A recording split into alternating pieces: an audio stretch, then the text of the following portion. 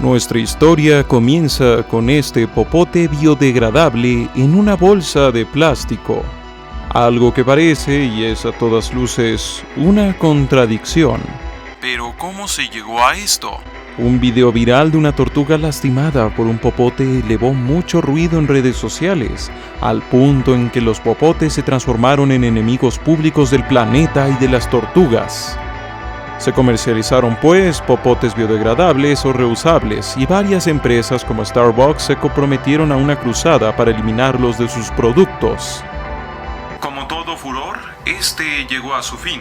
Esta iniciativa tenía una motivación ética, sin embargo no parece que su impacto vaya a ser grande o importante para salvar a las tortugas o a la vida marina, siendo que hay muchas más formas de plástico que solo los popotes. Algo similar ocurrió en 2 ocasiones en la Ciudad de México, una de las más grandes del mundo. En 1987 se reportaron niveles de mortandad elevados en 2 especies de aves que, según varias notas de la época, simplemente comenzaron a caer del cielo. El testimonio de un investigador al que se le encomendó estudiar el asunto dice que no había laboratorios capaces de analizar lo que había pasado con aquellas aves. Y es que, aunque la alerta y el escándalo fue grave, el interés se fue difuminando. Por tanto, no se obtuvieron fondos para un laboratorio, y todo concluyó con las autoridades achacando el fenómeno a la contaminación del aire. Luego, en 2019, en la misma ciudad, se registró una contingencia ambiental extraordinaria por partículas diferentes al ya acostumbrado dióxido de carbono. No había protocolos, pues no era algo que se estuviera esperando, y la calidad del aire era tan mala que amenazaba la salud de miles. Nuevamente hubo un gran furor e intereses políticos chocaron. En redes sociales, mensajes directos como "no tengas hijos" y otros más apocalípticos empezaron a surgir al por mayor. Sin embargo, al terminar la contingencia extraordinaria, aunque se señaló como causa principal de la crisis a los incendios forestales acaecidos presuntamente debido a una disminución presupuestal a los servicios forestales, y aunque también en redes sociales se hicieron algunos modestos llamados por plantar árboles, al final no hubo mayores cambios. Y es que aunque se plantaran nuevos árboles sin parar, no son una solución mágica. No se pueden plantar donde sea, ni tampoco hay suficiente espacio para plantar todos los que se necesitan para paliar una parte importante de la contaminación del aire. Además, el problema eran incendios, no que hubiera pocos árboles. ¿Cómo pudo darse esta gran contradicción y crisis con tanta confusión? Es bastante simple. Socialmente no entendemos mucho de lo que pasa y de cómo se tendría que actuar frente a problemas ambientales. Por eso huelga preguntar, ¿y si el reciclaje no fuera lo que se dice? ¿Y si las palabras orgánico, natural y o biodegradable no significaran siempre un beneficio ambiental? ¿Y si pudiéramos estar malentendiendo tanto la cuestión climática que hasta los gobernantes o líderes de opinión solo estuvieran empeorando las cosas, aunque eso sí, con buenas intenciones? A nivel mundial, la humanidad enfrenta grandes problemas que van más allá de lo que los más grandes poderes pueden cambiar por sí mismos. La mayoría están interconectados entre sí, por lo que solucionar uno, y no todos, no exime de consecuencias muy peligrosas e inesperadas para todo el mundo. Entre estos problemas están 2 que a menudo se llegan a confundir como si fueran lo mismo: el cambio climático y el calentamiento global. Están muy relacionados, eso sí, pero el cambio climático por su lado es un proceso que existe desde antes que la humanidad, y es algo básico del sistema climático global. Es la idea de que el clima, tal como lo respalda la evidencia, ha cambiado desde que la Tierra existe hasta nuestros días, por razones como meteoritos, bacterias que generan oxígeno, lluvias, corrientes de aire y mucho, pero mucho más. Por su lado, el calentamiento global es un fenómeno causado por el ser humano que, como muestra la evidencia de una gran diversidad de estudios y simulaciones climáticas globales, las emisiones de ciertos gases, principalmente el dióxido de carbono, generan un efecto invernadero que retiene mucha de la radiación solar en la Tierra, lo que consecuentemente va incrementando poco a poco la temperatura promedio del planeta. Esta es una explicación sencilla con fines prácticos. Si se quieren explicaciones más técnicas y específicas, son fáciles de encontrar. Estos gases se comenzaron a emitir cada vez más y más, tan pronto como inició la revolución industrial, en la que se consolidó un mundo entero de maravillas tecnológicas y económicas sobre máquinas alimentadas por combustibles como el carbón, el gas natural y el petróleo.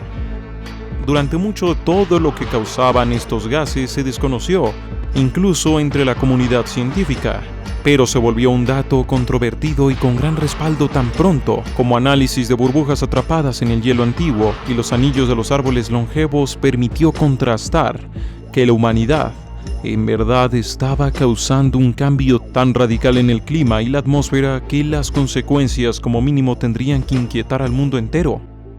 ¿Cómo puede haber un efecto invernadero y un cambio climático a la par? ¿Eso no es acaso una contradicción? No. La idea es que ya estamos en una nueva edad geológica llamada Antropoceno, donde el ser humano cada vez tiene un mayor peso sobre lo que pasa con el clima del mundo. Es decir, que aunque no controlamos el clima a voluntad, o sea, no podemos decir que llueva, que baje la temperatura o algo por el estilo, nuestros actos ya son una parte muy importante de lo que va a ocurrirle al sistema ecológico mundial. Pero entonces, aún a pesar del Antropoceno, si el cambio climático sigue existiendo, ¿entonces podríamos tener una nueva edad de hielo? La hipótesis de que viene una edad de hielo y por tanto el calentamiento global no importa está basada en la idea de que un periodo mínimo de actividad solar habrá de bajar fuertemente la temperatura de la Tierra. Esta hipótesis se sustenta muchas veces sobre la crítica de que muchos de los datos que confirman el calentamiento global provienen de complejas simulaciones computacionales, para luego servirse de esos mismos modelos en sus predicciones. Otros estudios muestran que el mínimo de actividad solar esperado solo puede disminuir un promedio de 0.3 grados Celsius de la temperatura planetaria, pero supongamos que llega a una pequeña edad de hielo, como la que se dio en el milenio pasado. ¿Eso solucionaría el problema de las emisiones de los gases de invernadero? Propiamente no. La contaminación del aire genera daños a la salud y también genera varias defunciones. Se enfríe o se caliente el planeta, algo que no cambiaría sino que empeoraría con climas más y más fríos, al ser las enfermedades respiratorias el principal problema en estos climas. Por otro lado, las bajas temperaturas requerirían un incremento en el uso de los combustibles fósiles para gran diversidad de tareas como la agricultura, lo que podría acelerar su escasez, aún suponiendo que se sobreviva a esta pequeña edad de hielo sin tomar medidas en las emisiones y los usos de los combustibles fósiles. Al terminar, el recalentamiento se habría multiplicado y acelerado por el efecto invernadero, lo que otra vez muestra que aunque siguiéramos la lógica de la hipótesis de la edad de hielo, eso no cambiaría en que han de tomarse medidas de las que hablaremos más adelante. Las consecuencias posibles del calentamiento global que se estarían negando con esta y otras tantas hipótesis o hasta teorías de conspiración son amplias, pero también son uno de los puntos más delicados porque con rigor no se conoce con exactitud cuáles son o qué intensidad habrán de tener. Justo en este punto de las consecuencias es donde más alarmismo se difunde y al respecto se llegan a dar comentarios hasta apocalípticos. Por esto es importante aclarar que las predicciones se hacen basándose en simulaciones por ordenador que por razones tecnológicas, así como otras razones más variadas, siempre tendrán márgenes de error. Así que entonces habría una desaparición masiva de la biodiversidad que puede conllevar todo tipo de consecuencias en los ecosistemas, teniendo de gran ejemplo al empíricamente inesperado peso de las abejas para el mundo, que de extinguirse traería escenarios casi apocalípticos. También está la desaparición masiva de prácticamente la mayoría de los corales del mundo, lo que incrementaría problemas como inundaciones y sobre todo eliminaría una parte muy importante de la vida marina. Y eso no es todo, porque también hay algunas consecuencias muy específicas pero muy grandes. Por ejemplo, al menos en Estados Unidos, un estudio muestra que muchas de sus centrales nucleares están a merced de desastres causados por inundaciones provenientes del calentamiento global. También habría de haber una intensificación de los huracanes en el Atlántico Norte y el Océano Índico, donde en apenas 40 años han aumentado las tormentas de categoría 4 y 5 de manera muy marcada. La desaparición del Amazonas y de los bosques boreales, el derretimiento total de los casquetes polares de Groenlandia y una larga lista de consecuencias desconocidas, regionales y específicas. Como por ejemplo el caso de Siria, donde una sequía extraordinaria, como no se había visto casi en 1000 años, se encuentra entre una de las razones principales para su escalada de violencia e inestabilidad política. Básicamente, una crisis mundial tiene y tendrá consecuencias mundiales. Pero, ¿por qué dudar de todo esto? ¿Por qué tanto esfuerzo en negar el calentamiento global? Claro, al menos desde el punto de vista científico y filosófico, siempre es necesario poner en duda cualquier afirmación, cualquier teoría, cualquier hipótesis. Pero es claro que muchos de los que lo ponen en duda no lo hacen por razones puramente científicas o por razones de amor al conocimiento. Porque como estaremos viendo, hay muchísimo dinero en juego en todo esto. Desde el lado político, cultural y social, hay muchas razones que muestran algunas debilidades y complejidades potencialmente catastróficas o potencialmente utópicas. O lo que es lo mismo, que todo este tema no va a solucionarse solamente invocando el nombre de la ciencia, y que hay mucho más que inundaciones, sequías y mortandades masivas en el tablero.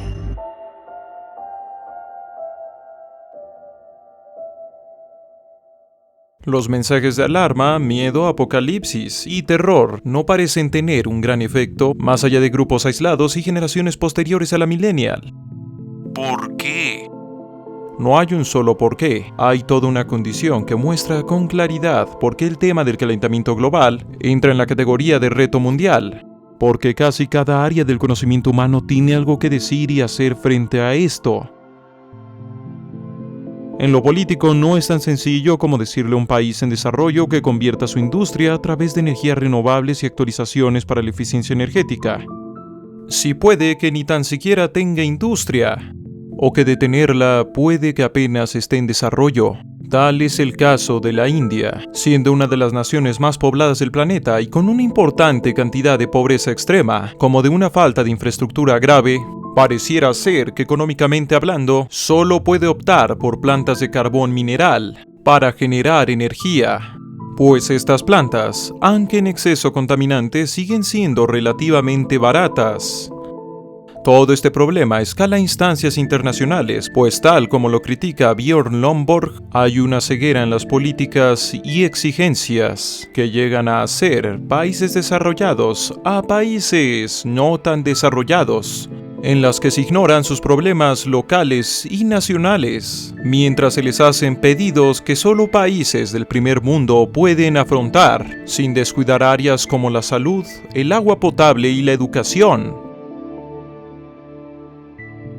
Esta es una inesperada y también trágica consecuencia de la desigualdad mundial. Los países en desarrollo, para poder proseguir con su industrialización, no tienen otra más que utilizar energías baratas, por lo que básicamente para poder desarrollarse eligen contaminarse. El problema todavía es mayor porque la contaminación que generan no solo se queda en su territorio, sino contribuye a toda la contaminación global. Así que en este escenario, las consecuencias de la pobreza son compartidas por todos. Ya en el mundo desarrollado, la búsqueda de la hegemonía lleva a países como Estados Unidos a directamente dejar de lado políticas ambientales para no perder oportunidades económicas y de influencia geopolítica frente a países como China, país del que se hablará más adelante. Regresando al tema, los mensajes ecologistas están aunados y relacionados normalmente con tendencias de izquierda y progresistas. De ahí que no sean particularmente bien recibidos por la población conservadora. Pero más allá de las referencias políticas, para los ciudadanos occidentales los mensajes ambientalistas no reciben gran impacto más allá de momentáneos furores como los ya descritos al principio de este video, principalmente por fenómenos comunicacionales como la sociedad del espectáculo, donde la cultura y el imaginario colectivo se forman de lo que la gente ve en sus pantallas para entretenerse, siendo así que podrán tener más interés en los temas presentados por una ficción, como alguna película hollywoodense, que en las informaciones obtenidas de medios divulgativos o educativos, Básicamente que a la gente le importaría más, por ejemplo, el final de una serie de éxito que el final de una especie endémica de su región. Llegando todo esto a otro nivel cuando, derivado de una competencia y mercado por la atención masiva, los contenidos y discursos mediáticos pasan a buscar entretener y divertir como prioridad máxima. Así hasta las peores tragedias, las peores informaciones se revisten de un aura de frivolidad, diversión y espectáculo. Esto se puede representar y se puede ver bien con toda claridad en cómo, aún después de horribles eventos, apenas tan solo unos minutos o unas horas después, ya hay burlas, ya hay memes, ya hay chistes y de todo en internet por parte de grandes masas. Por esto, cosas como los popotes, los osos polares, los osos panda y otras tantas cosas más son lo que termina conociendo y viendo la gente sobre el calentamiento global, convirtiéndose así en símbolos, pero al mismo tiempo obstáculos del entendimiento sobre este tema. Porque más que pensar en las causas específicas de la contaminación o en cómo paliarla y en mil cosas más, uno va a pensar en esos pobrecitos osos polares o va a pensar en los popotes. Así de fácil. Y es que la idea y la dimensión de una crisis ambiental mundial choca fuertemente con el superindividualismo de los occidentales y los cosmopolitas. En esta visión, la sociedad es y está por y para los individuos, y estos individuos han de preocuparse y centrarse solo en ellos mismos y sus necesidades. Este fenómeno de superindividualismo, no confundir con el individualismo, ha sido estudiado y expuesto por autores como Gilles Lipovsky, Zygmunt Bauman y Byung-Chul Han. Esto repercute tan a fondo en la forma de entender y ser en el mundo actual que lleva a las personas a ser a través de su capacidad de consumo y diferenciarse justamente gracias a ese consumo. Y es que incluso ser proambiente se expresa a través del consumo de mercancías que venden la idea de ser ambiental, a pesar de ser o no realmente eso que dicen. Estas mercancías están para satisfacer un insaciable deseo de consumo, no necesariamente para hacer lo que dicen, como el caso que detalla el economista Tim Harford en su libro Adáptate. La población de Gran Bretaña quería consumir tomates orgánicos y locales, para así consumir la idea de ser verdes y ecológicos, lo que se suplió con invernaderos calentados con energía eléctrica, porque Gran Bretaña no tiene el clima para producir tomate rojo. Ese gasto energético extra es mayor en equivalencia que al de consumir tomates rojos importados de España, que sí tiene un mejor clima para la tarea. Por lo que si nos ponemos a ver los datos, propiamente estos tomates orgánicos y locales terminan siendo una contradicción que solo satisfacen la demanda de productos que le hagan sentir al consumidor que sus decisiones personales son buenas para el clima. O sea que está siendo un consumidor que no solo consume comida, sino también consume responsabilidad ecológica. Así popotes, osos polares, frutos orgánicos, gente plantando árboles o abrazándolos, fotos de ciudades chinas contaminadas, fotos del río más contaminado del mundo y mil imágenes más dominan lo que la gente entiende sobre cambio climático. Paradójicamente, esto se vuelve un muro de espectáculo y entretenimiento que brinda una falsa sensación de saberse informado al respecto. Algo parecido a lo que ocurre en el contexto económico, donde películas, noticias y más crean una imagen donde la riqueza es algo que se obtiene simplemente creyendo en uno mismo, y donde alguien, por saber de motivación propia, cree que ya sabe lo suficiente de economía como para dictar de dónde vienen todos los problemas económicos de una nación. En este escenario social, los mensajes proambiente son alarmistas, hostiles, y hasta llaman a sentir terror por el futuro de la Tierra. El discurso puede llegar a ser hasta misántropo, al tachar a los seres humanos de ser una plaga, de ser indeseables o inferiores moralmente frente a los demás animales. Surgen así ideas pseudo-religiosas, donde se invoca a la Gaia, a la madre naturaleza y a otros tantos mitos con arengas de culpa y repudio por los seres humanos, llegando así a haber personas que pueden llegar a creer que los efectos del cambio climático y del calentamiento global son formas de defensa de un ente llamado naturaleza. Y todo esto lleva en algunos casos a la motivación ambiental extremos morales donde el sabotaje, la violencia y hasta la manipulación de los hechos traen todo tipo de radicalismos que llegan a dar mensajes contra la supervivencia del género humano. Lo que deja a prácticamente la mayoría con una pregunta simple pero difícil. ¿Qué puedo hacer yo?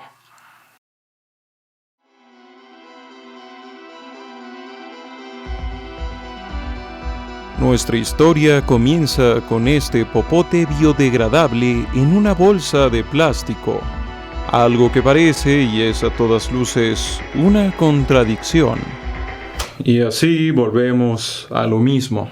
El ataque y la dispersión general de culpabilidad, enfocado hacia una sociedad que está en proceso de volverse superindividualista, solo promueve la impotencia. Por un lado, estos individuos son tachados y culpados de tener todo el poder sobre una crisis global. Pero por otro lado, estos individuos se ven y se dan cuenta que no tienen el poder político, económico o social dentro de su propia individualidad para hacer algo para remediar o al menos atenuar su culpa en esta crisis. Básicamente tú por tu cuenta no puedes hacer nada, pero al mismo tiempo tú eres el mayor culpable de todo esto. Básicamente, el individuo va a terminar traduciendo esta idea de que por sí solo no puede hacer gran cosa en una sensación de impotencia total. Después de todo, esta visión choca muy fuertemente con todos los mensajes del superindividualismo. Tú puedes, cambia tu mentalidad, todo depende de tu actitud, esfuérzate, trabaja duro y prácticamente tendrás el mundo a tus pies. Algo que con facilidad puede llevarle al nihilismo cínico, a llegar a decir, si el mundo se acabará, pero después de él ya no estaré, entonces no hay sentido en preocuparse, pues solo yo importo, y si no estoy, entonces no hay importancia. O ya el otro escenario, el individuo con su impotencia, agrega el miedo ambiental a una larga lista de miedos propios de las incertidumbres de la actualidad, y así cada quien se divide su cuota de culpabilidad. Y este miedo, aunque adverso, se vuelve una de otras tantas cosas más en la mente de una población saturada de crisis sociales, económicas, personales y existenciales. Y de este modo, el miedo a lo que puede causar el calentamiento global se hace normal. Básicamente, el discurso catastrófico climático está encontrando el mismo tope que encuentran otros tantos movimientos sociales: la atomización y la degradación de los vínculos sociales, por tanto también de sus posibilidades políticas, así como el individuocentrismo. ¿Por qué al individuo de ahora le tiene que preocupar el mundo si él es su propio mundo? Así la culpa se diluye y con ello las responsabilidades, donde los problemas sociales ya no se pueden afrontar como nacionales, humanos, europeos, americanos, asiáticos y mucho más, al ser estas identidades colectivas en degradación, por lo que toda responsabilidad y acción se entiende como individual antes que de cualquier otro modo. Más allá de este problema, la pregunta sigue siendo la misma: ¿qué hacer?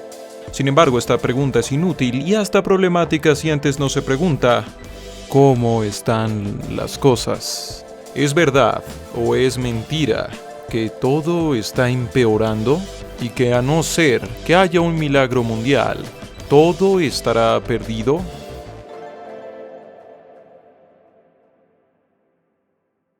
En 2019, la NASA informaba que el mundo tenía más árboles que en 1990.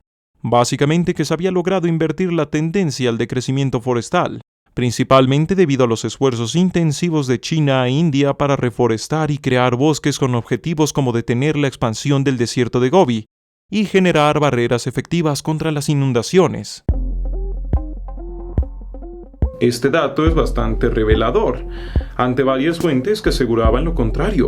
Un mundo cada vez más deforestado, como por ejemplo la WWF, que en 1997 indicaba que 2/3 de los bosques del planeta ya se habían perdido, todo basándose en un estudio que no existía y del que luego tuvieron que retractarse públicamente.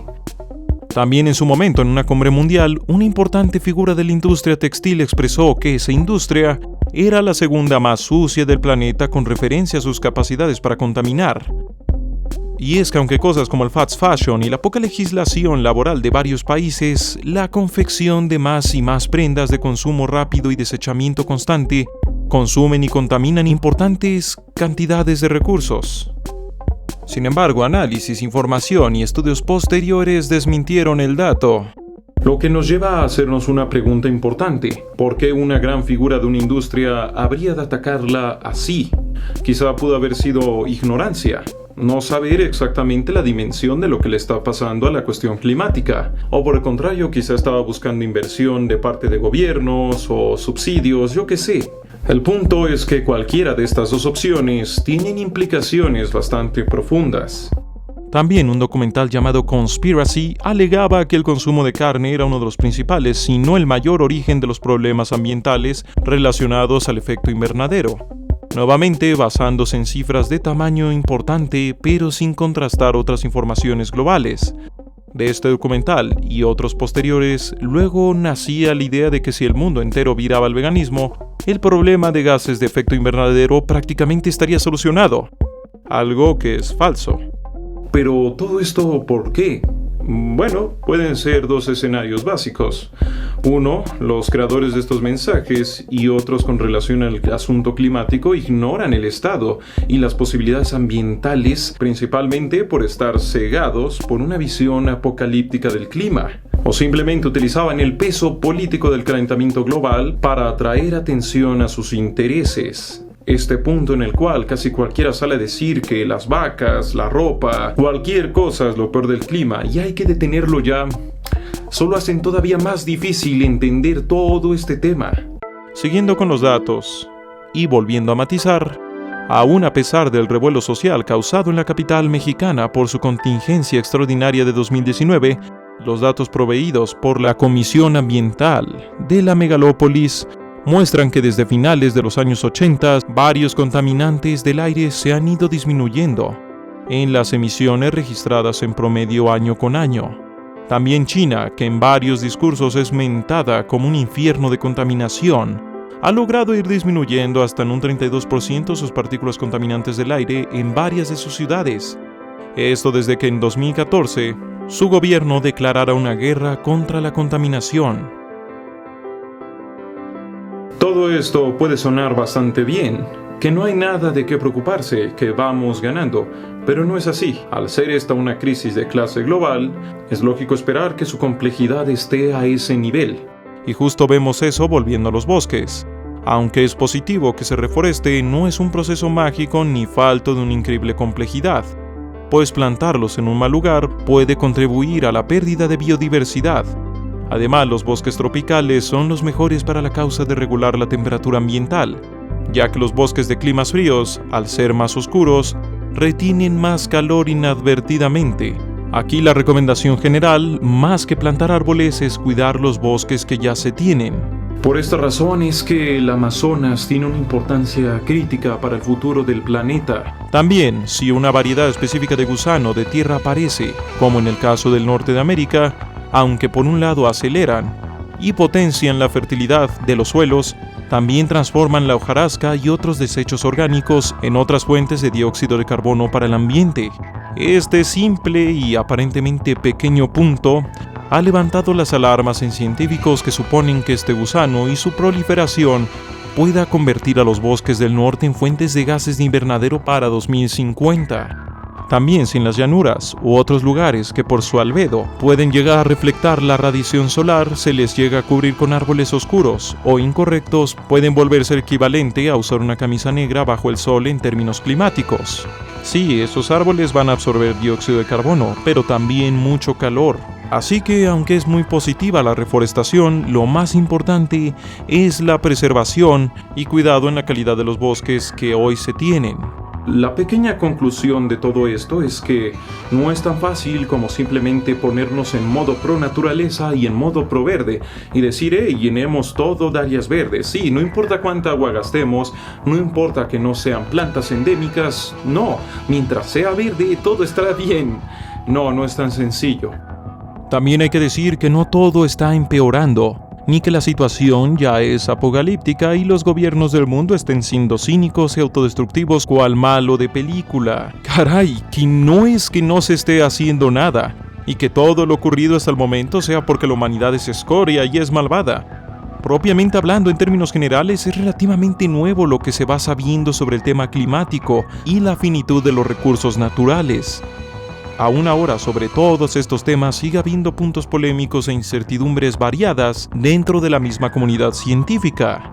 Por decirlo de un modo, fue un shock profundo y difícil de aceptar, saber que no se podía tener un desarrollo lineal e ilimitado. Así, en este momento estamos aún en el shock de pensar que puede que no todos vayamos a tener un mañana.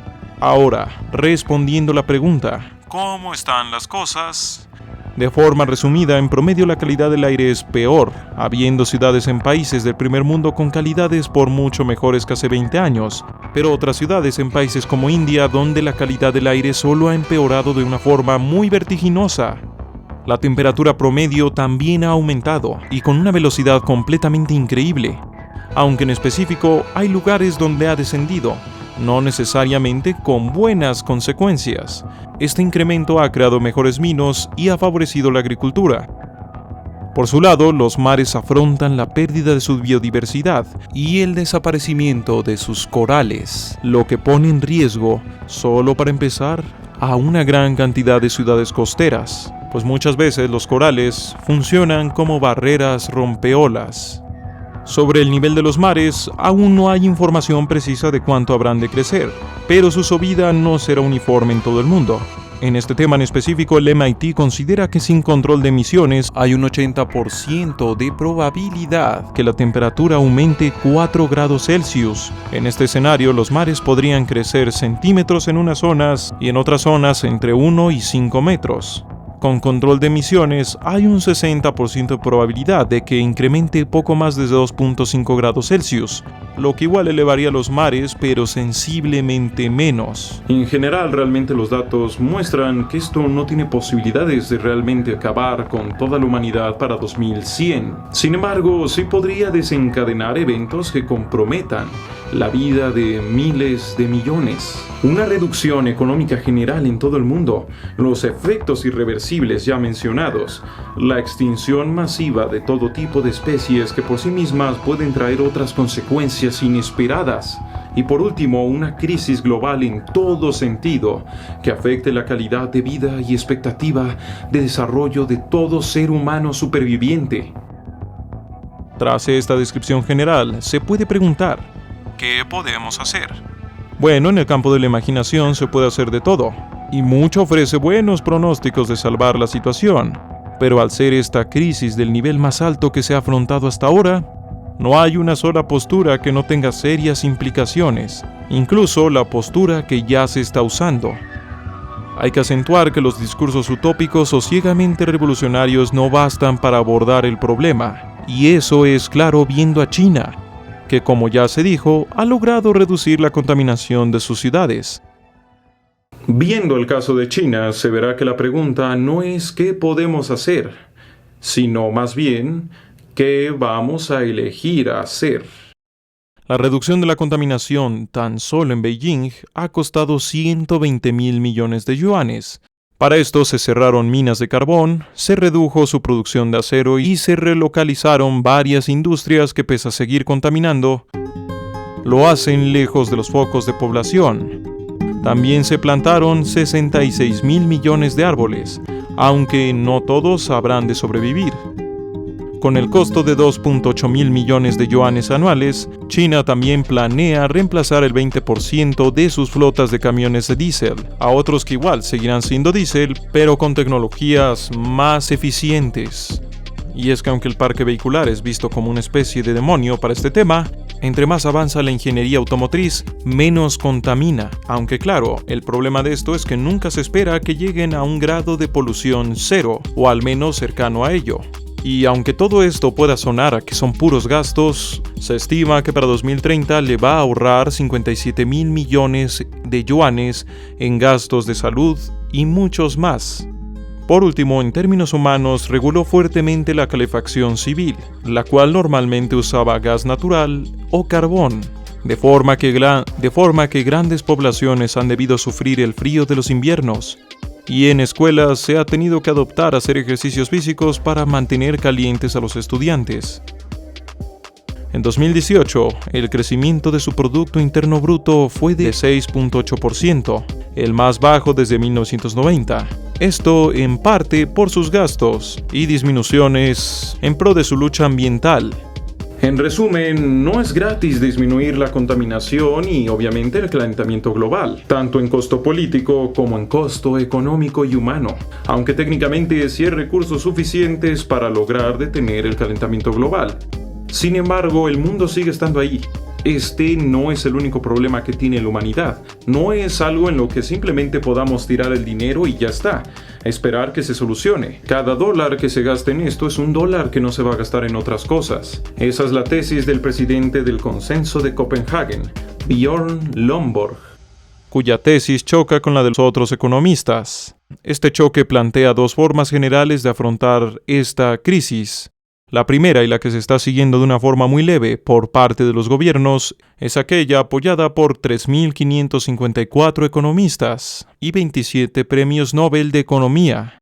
Su idea es sencilla pero interesante: imponer impuestos a las emisiones de dióxido de carbono y al uso de energías fósiles. Esto en teoría llevaría a que económicamente las empresas busquen producir menos dióxido de carbono por medio de la inversión en tecnología más avanzada y eficiente, o ya que simplemente limiten su producción al no poder costear el impuesto. O como en el caso de Europa y su Cap and Trade, puedan comprar bonos específicos para poder seguir emitiendo gases. La idea sería que el dinero de esos impuestos se dieran a las personas de a pie, para que puedan pagar sus gastos energéticos, que lógicamente habrían de experimentar alzas en su costo, al ser la industria de la energía eléctrica fuentes muy importantes de gases de efecto invernadero. Para coronar esta iniciativa se propone que el impuesto sea cada vez más elevado a fin de ir moviendo toda actividad económica a esquemas más limpios. Por promisorio que pueda sonar, en la actualidad este impuesto se ha aplicado en pocos países y ha tenido resultados mixtos pero positivos en su mayoría. Por ejemplo, Gran Bretaña ha disminuido sus emisiones al nivel que tenían en 1890. Obviamente el sector más disminuido ha sido el de la generación eléctrica por medio del carbón mineral.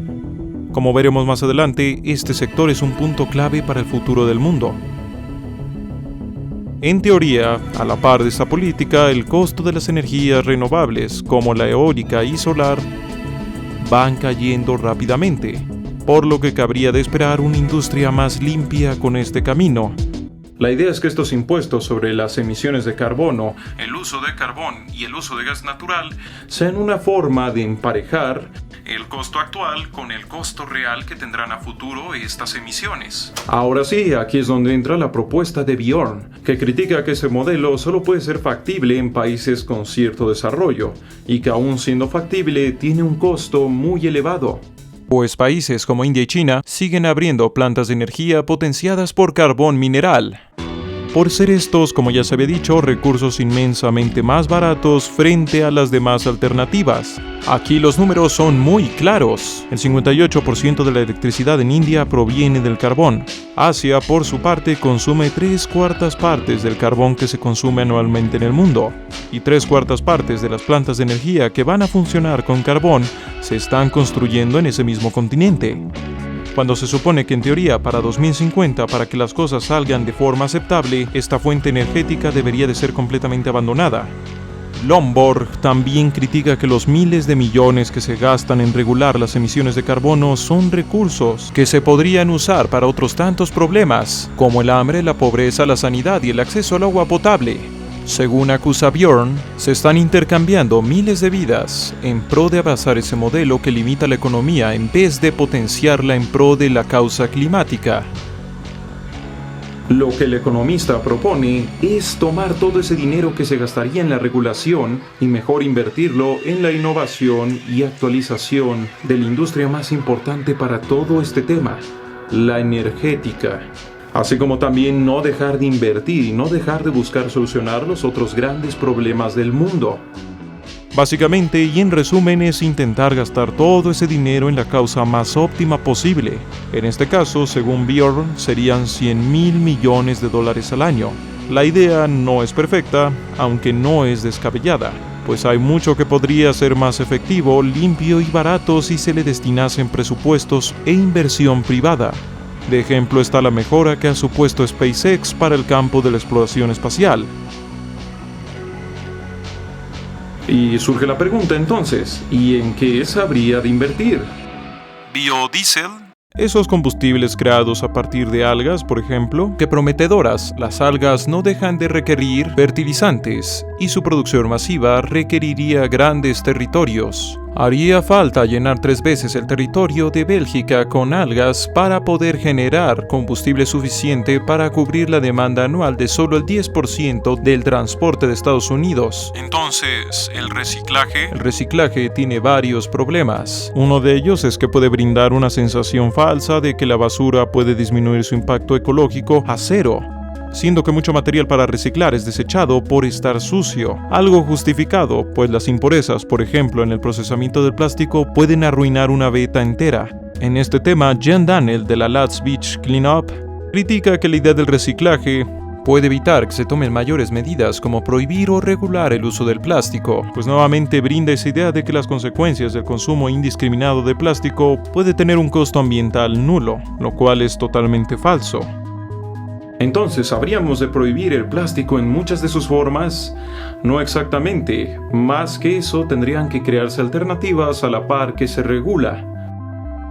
Pero como mostró el Ministerio danés de Ambiente y Comida, se necesita reusar una bolsa de papel al menos 43 veces para igualar su impacto y costo al de una bolsa de plástico convencional.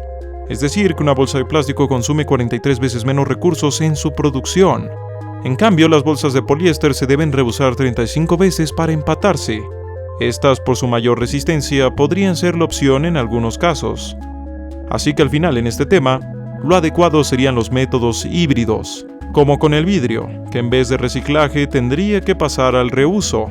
Es decir, en vez de pulverizar y fundir una botella para hacer exactamente la misma botella después, ¿por qué no esterilizarla y ya? Otra cosa que también funciona es el incineramiento de esta basura con los métodos tecnológicos adecuados para generar energía y calefacción en el caso de las localidades frías.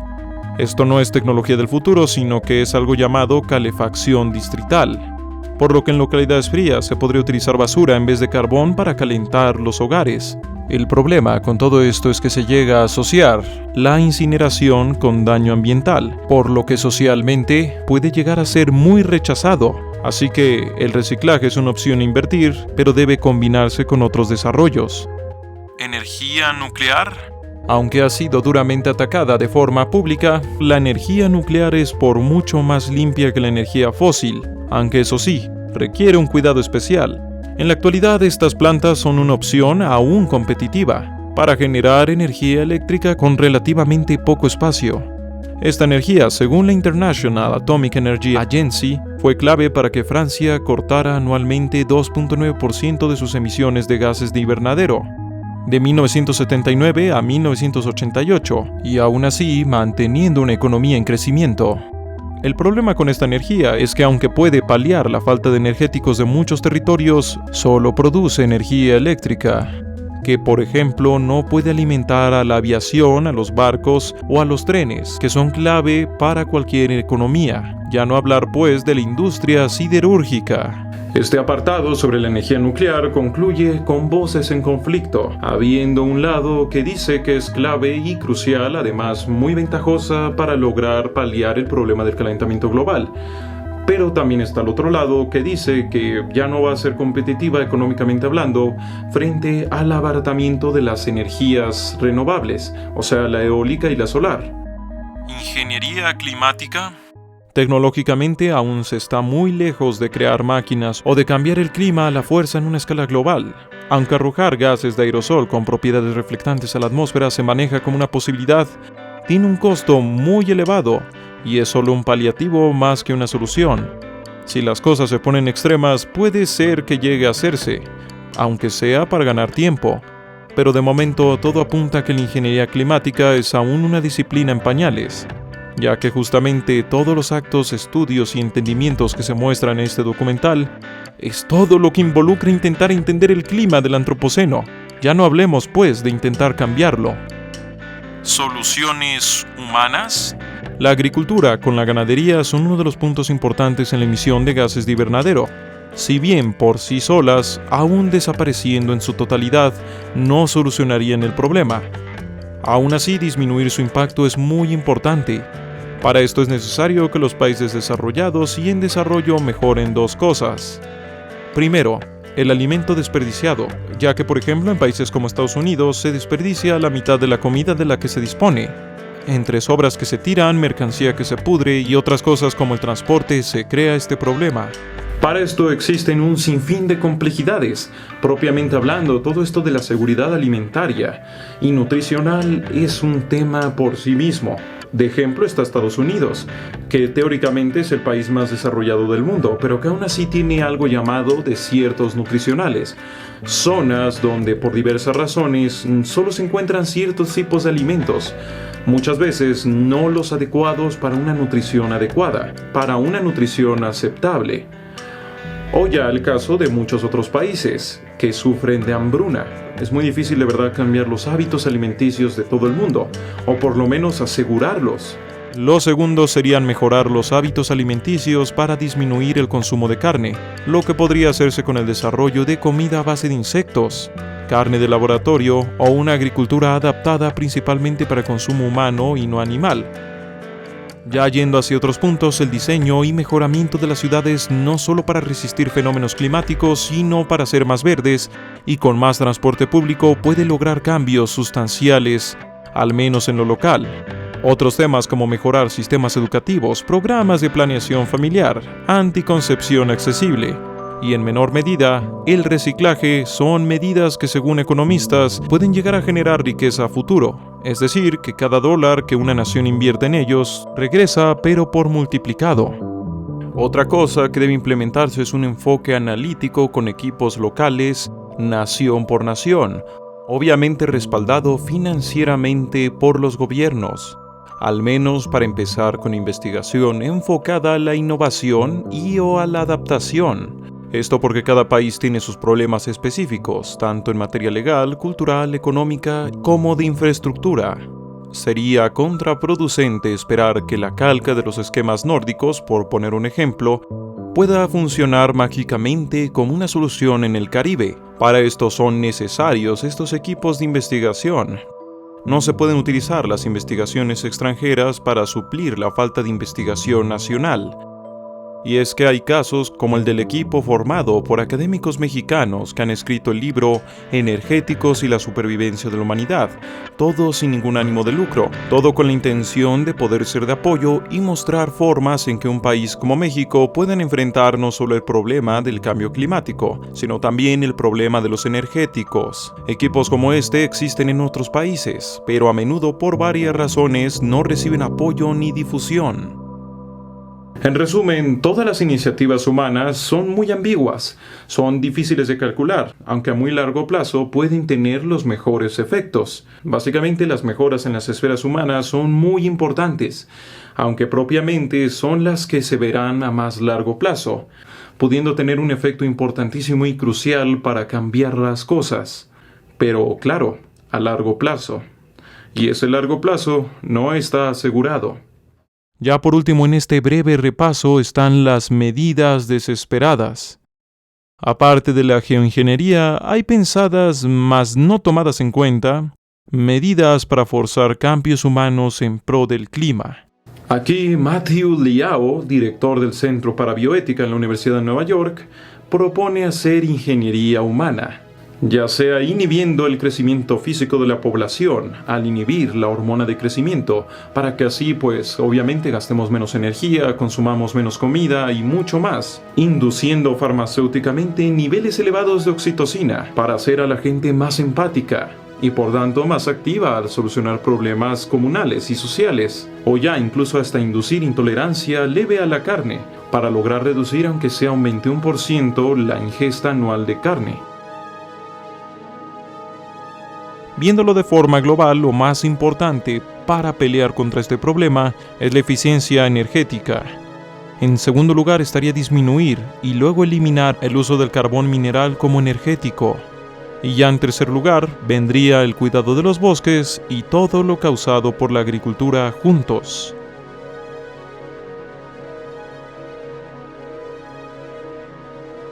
Según los datos existentes, entre más se tarde en invertir para generar estas soluciones, más caro económicamente hablando y ambientalmente hablando será. Hay mucho que explorar, pero lo más importante es el tema energético y la innovación en él, pues como ya se dijo, vienen otros problemas además del cambio climático, como el predecible pico de producción del petróleo. Pero ese es un tema para otra ocasión próxima. En conclusión, no es una pelea perdida, y en sí es una pelea que de pelearse con el enfoque correcto puede resultar beneficiosa a todos los seres humanos en muchos sentidos. Parece que lo mejor aquí es un modelo híbrido entre la regulación fiscal y legal de la contaminación, a la vez que se generan inversiones fuertes en la tecnología, organización y entendimiento del tema.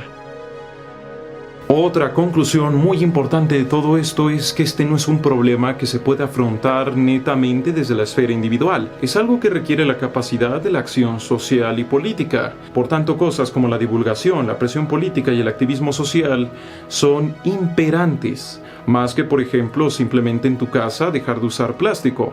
Por esto, cada disciplina de conocimiento puede aportar para esta pelea. El comunicador haciendo divulgación, el ingeniero civil buscando mejores formas de construir que requieran menos energía, por ejemplo, para calefacción. Básicamente, todos pueden, aunque sea un poco. La última conclusión de todo esto es quizá la más trascendente.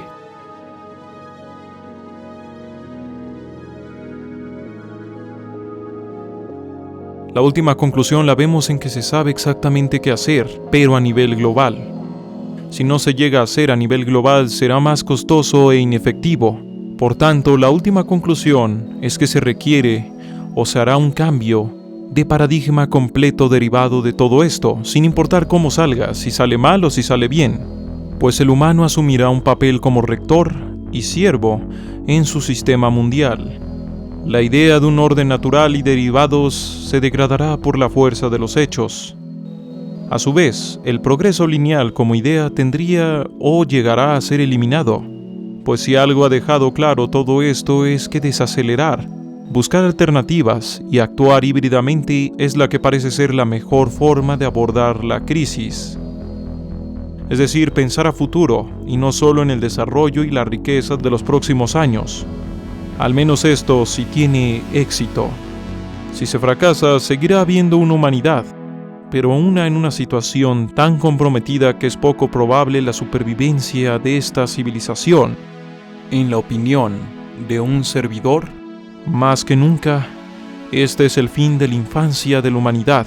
Le toca afrontar el peso de su propia existencia, o seguir esperando que con ideas del milenio pasado se pueda afrontar este milenio que apenas empieza. Y bueno, así llegamos al final de este documental. Ha sido un tema harto difícil. Y como lo vemos, aún no tenemos todos los datos, aún es una crisis que estamos intentando entender. No es tan fácil como decirles aquí, exactamente este es el punto. Tampoco no hay soluciones mágicas, se requieren muchos esfuerzos coordinados por todos lados. Y como ya lo dije, al final planteé un cambio de paradigma de todo lo que hemos sido y de lo que vamos a hacer mañana. Este documental fue hecho gracias y a petición de los mecenas y básicamente los Patreons que me apoyan a través de Patreon. Sin ellos, esto no habría sido posible. Así que muchas gracias por permitirme hacer esto. Es para mí un privilegio poder trabajar en estas cosas, que como en el tema que acabamos de ver, aunque a corto plazo parece que no vayan a tener un impacto o no vayan a dar ganancias adecuadas, hay que ser capaces de empezar a pensar a futuro. Tomar los costos del mañana hoy. Sin más por el momento, se despide César Hernández, también conocido como esquizofrenia natural. La realidad es frágil.